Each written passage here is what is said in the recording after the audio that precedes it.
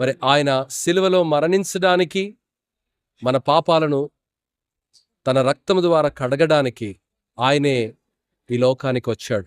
అదే క్రిస్మస్ సందేశం. 2000 సంవత్సరాల క్రితం లోకానికి వచ్చాడన్నది చరిత్ర, భవిష్యత్తులో రాబోతున్నాడన్నది భవిష్యత్ ప్రవచనం.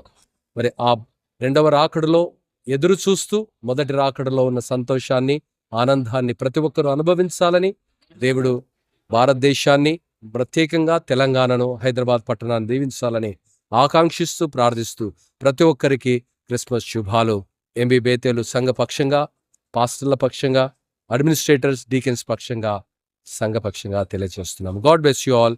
Have a happy Christmas and happy new year. Zephaniah, MB Bethel church pastor. మరి చాలా సంతోషము.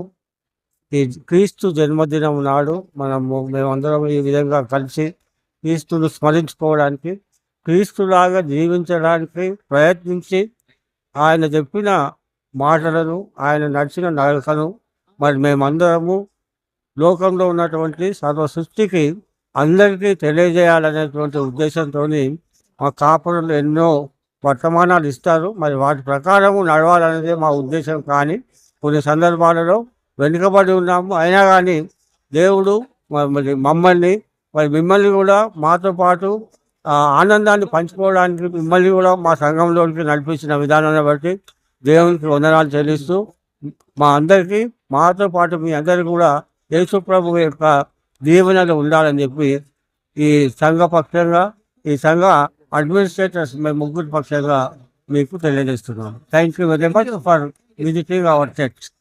Thank you.